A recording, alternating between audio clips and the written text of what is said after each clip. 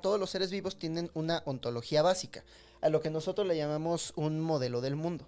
Entonces, incluso una célula, incluso una pinche célula, necesita tener una ontología muy básica de, ok, si yo me alimento de esta molécula, Híjole, entonces, qué complicado entonces afirmar eso, en güey. su modelo del mundo, esta célula debe tener un modelo de sí mismo dentro del mundo para poder ver, ok, para allá está Híjole. para No allá sé, güey. está esta molécula. Entonces nos estaba explicando Manuel acerca de cómo tienen sus mecanismos muy, y les puedes llamar, a esa escala ya les puedes llamar mecanismos.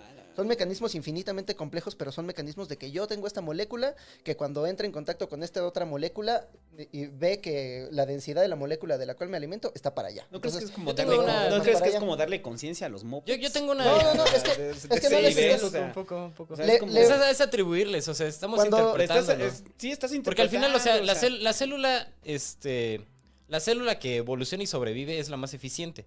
¿Y por qué Pero es tan ¿cómo- complejo su cómo evoluciona y mecanismo? Porque sobrevive? está en un sistema de competencia muy, o sea, acalorado, güey. O sea, está ¿Cómo? en un sistema de competencia continuo donde su supervivencia es hacia cada segundo. ¿Cómo va a Entonces la sobrevivir? célula tiene que moverse, adaptarse, cambiar, hacer cosas, güey. Y dentro de un sistema en el que una célula ya lo hizo antes y hereda ese tipo de comportamientos y ese tipo de interacciones, en ese momento pareciera que la célula lo aprendió y dijo, huevo, yo lo que quiero es ser una célula exitosa. Y voy a hacer mucha más mitosis que todas las demás células. Ahí sí ya le estás es un Eso se esquema, llama de, es un cáncer, esquema de interpretación. Ahí sí ya le estás asignando conciencia a los mopeds. Ajá.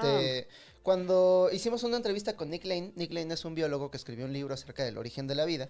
La última pregunta que le hicimos es acerca de la experiencia consciente. No acerca de las emociones, los pensamientos, la ansiedad, sino simplemente la experiencia de ser en el mundo. La experiencia de ser algo separado del todo. Y le dijimos, ¿cuándo crees tú que comienza? Y él decía, a mí me parece que para existir dentro del mundo, estoy ampliando un poco, ¿no? A partir del contexto en el que nos lo daba. Para existir dentro del mundo, los seres vivos necesitan una ontología del mundo en el que existen. Entre más complejo es el ser, más compleja es su ontología. Pero además necesitan un modelo de sí mismos dentro del mundo.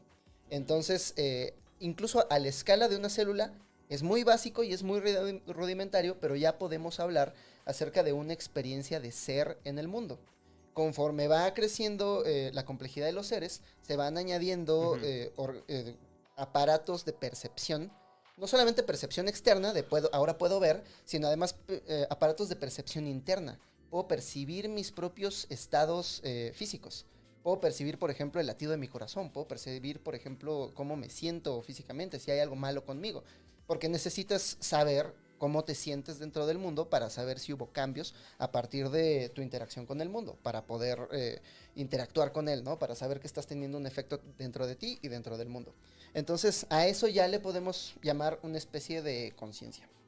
A eso ya le podemos llamar una especie de conciencia. Y a partir de conciencia. y Y le podemos llamar nosotros como observadores. y a partir- Es una especie de... Y a partir de esta ontología del mundo, los seres vivos van desarrollando mecanismos de interacción que se pueden clasificar como competencia o colaboración. También Manuel me estaba hablando acerca de unos bichos rarísimos que se encontraron en Cuatro Ciénegas, Coahuila.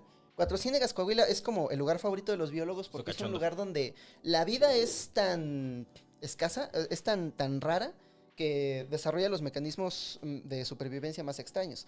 Entonces, había 3 tipos de células. Había una célula que es pura competencia, ¿no? Esta pinche célula tiene un mecanismo en el que excreta una especie como de ácido, y este ácido disuelve las paredes celulares de las otras células, y estos güeyes van y se comen ahí como los intestinos de las células, ¿no? Los componentes básicos. Hay otro tipo de célula que colabora. Cuando se encuentran nutrientes, van juntando nutrientes y los comparten entre ellas. Y entonces como que van colaborando estas células.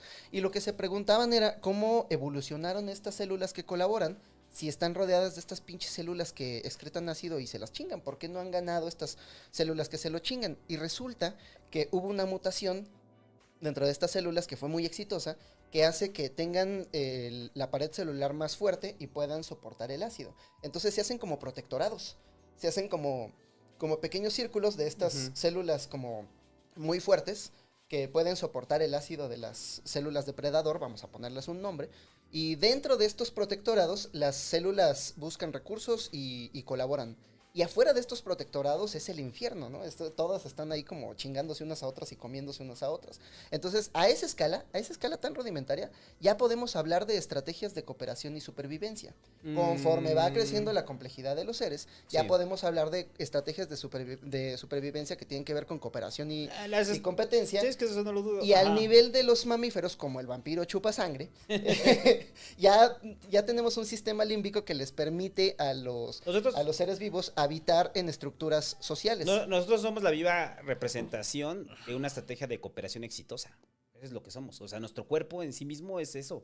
El cuerpo es una... El cuerpo humano es un ecosistema. Ajá, sí, pero es el resultado de eso. O sea, es un sistema de cooperación. Una cooperación no consciente. Es que también hay que decirlo así. O sea, si llevas a partir de un principio de conciencia... Ahí, pues no, es una cooperación no consciente, es una cooperación por conveniencia y de características evolutivas, porque así nos podemos explicar la propia azarosa, historia de la vida. Me parece, azarosa. Como una, o sea, es que nosotros lo veamos como un asunto de cooperación. Me parece una bonita historia, pero en realidad... O sea, sí se chingaron al 99.9% de las demás células y las que no se pudieron chingar fue porque así estaban, güey. O sea, lo que pasa es que, a ver, voy a decir algo que probablemente no quieres decir, güey, pero pues hacia allá, yo siento que hacia allá vas. O sea, la idea de extrapolar el principio de cooperación a nivel celular a la cooperación a nivel humano. O sea, suena bien, pero me parece es embonar un rompecabezas a la huevo. Así me parece. O sea, porque si bien la idea de cooperación funciona por unos beneficios evolutivos, o sea, no quiere decir que se refleje de forma inmediata en la experiencia humana, que es una cosa completamente distinta. No, o sea, te compro la cooperación como la raíz fundamental en la cual los organismos tuvieron que la simbiosis, que acomodarse, o sea, la cooperación para vivir. La cooperación ya tiene un acto. Pero pareciera que lo quieren La cooperación ya es un acto consciente a través de un modelo del mundo ya elaborado. Y en esos casos la simbiosis es una consecuencia. Es una consecuencia. Sí, yo solamente estoy observando y describiendo los hechos. No estoy diciendo que las células dijeron, yo decido ser bueno. No, más bien, más bien, ese fue el modo en el que pudieron sobrevivir mejor con las cartas que el universo les entregó cuando nacieron. Del mismo modo que... Por eso digo, se explica la historia de la vida. La historia de la vida es cooperación. Ahora, si quieres plantear el concepto de cooperación y eso, llevarlo hacia la vida humana, yo creo que ahí ya no estamos en problemas, ¿no? O sea, el ser humano está separado de la creación. No. A lo que voy es extrapolarlo tal cual, o sea, para decir, vean, desde la partícula más pequeña hay cooperación, con voz de video del Hobbit. Desde la partícula más pequeña hay cooperación hasta los organismos más pequeños. ¿Por qué el ser humano ha perdido esa capacidad de cooperación? Es que lo quieres hacer embonar a huevo. Hay elementos de la vida que trascienden niveles de complejidad. La vida y la muerte, por ejemplo. Es como si me dijeras, no, es que no es lo mismo la muerte de un ser humano que la muerte de una célula. Sigue siendo el cese de operaciones. Como cuando matas al mosco. Sigue siendo vida y muerte. Un individuo deja de vivir, un ser deja de vivir. A mí me parece que la cooperación y la competencia son de esos conceptos que trascienden escalas de la complejidad. Pero también la postura hacia la muerte sí es distinta. O sea, la célula simplemente está ahí.